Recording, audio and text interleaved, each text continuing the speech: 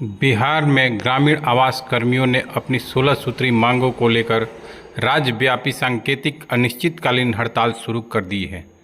बक्सर जिले के किला मैदान में प्रदर्शन करते हुए कर्मियों ने सरकार से सेवा स्थायित्व, मानदेय वृद्धि और सम्मान वेतन समेत अन्य मांगों को जल्द पूरा करने की मांग की है।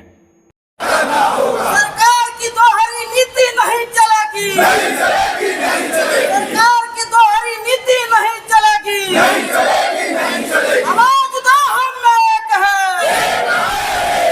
इनकलाब जिंदाबाद। आपस में लड़ लेते हैं और भरोसा करते हैं कि नीतीश कुमार जी अब ये चीज आया ना, अगली बार वो कर देंगे। पिछले बार चुनाव में भी हम लोग देखे थे कि वो अगली बार कर देंगे, इस बार कर देंगे। इसी वजह से हम लोग क्या है, बैक फुट पर आ जाते हैं, धरना नहीं दे पाते हैं। ये बात तो हमारे जो आवास कर्मी हैं पूरे बिहार स्तर पे सगासा संघर्ष समन्वय समिति के बैनर तले हम लोग अपनी प्रमुख मांगों के लिए इस अभियान से जुड़े हुए हैं। और सबसे बड़ी बात, जो हम लोग अल्प मानदेय में पिछले 10-11 साल से कार्य कर रहे हैं, अब वस्तु स्थिति यह हो चुकी है कि हम लोग परिवार चलाना मुश्किल हो रहा है, जिसके कारण हम लोग सरकार से अपने मानदेय और विभिन्न 16 मांगों के लिए अपने इस पे उतरे हुए हैं हड़ताल पे। लेकिन आपको तो जैसे धमकी भी मिली है, यहाँ पे डीडीसी ने कहा है कि यदि आपने हड़ताल वापस नहीं ली तो कार्रवाई होगी। ये धमकी हम लोग पिछले 10 साल से झेलते आ रहे हैं। अब जब परिवार ही चलाना मुश्किल हो गया तो ऐसे धमकी से हम परिवार कैसे चला पाएंगे। आपका नाम बताइए। जी, मुकेश भारती, हम आवास पर्यवेक्षक हुए। संकल्पित रहना जरूरी है, तो क्या कहेंगे? जी सर, एकता में बल होती है और हम लोग अपनी मांग को इस बार मंगवा कर रहेंगे। हम लोगों की नौकरी रहे चाहे जाए, इससे हम लोग पीछे हटने वाले नहीं हैं, धमकियों से हम लोग डरने वाले नहीं हैं।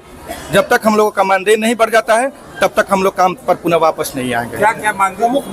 प्रमुख मांग यही है कि हम लोगों की नौकरी पक्की की जाए, समायोजन किया जाए। अन्य विभागों में हम लोग बहुत पिछले 10 सालों से ऐसे ही पीस रहे हैं। हम लोग संविदा कर्मी के रूप में हम लोग का कोई वैल्यू नहीं मिलता है और जो भी काम होता है सुपीरियर से सुपीरियर, जो निर्वाचन से लेकर और पंचायत स्तर तक का काम सब हम ही लोगों से कराया जाता है और हम ही लोग एकदम खुशी से करते हैं।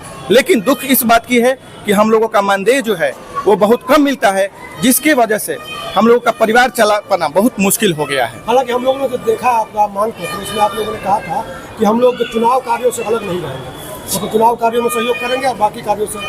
सर, ऐसा है कि चुनाव में बहुत लोग ट्रेनिंग प्रशिक्षण भी ले चुके हुए हैं और आज के दिन में ही ड्यूटी है, तो निर्वाचन का हम लोग विरोध नहीं कर रहे हैं, लेकिन अपने मूल बिंदु का जो काम है उससे हम लोग दूर हैं। लगता है कि सरकार मांग रही है। जी, मांगना ही जरूरी है। 13,000 में आप सोचिए कि महंगाई कहाँ गई, और 13,000 में हम लोग इतने आवास सहायक कर्मी हैं, अल्प मानदेय में काम कर रहे हैं। एक मजदूर से भी बदतर स्थिति हम लोगों की है, जबकि जितने भी आवास कर्मी हैं वो वेल क्वालिफाइड हैं।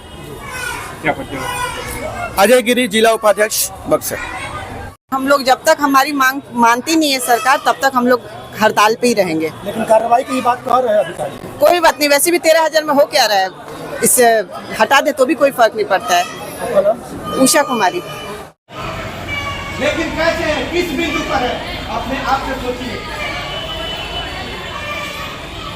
गिनती होगी बस एकमात्र क्या करने से, हम लोगों की नौकरी सरकार कर देने से और मानदेय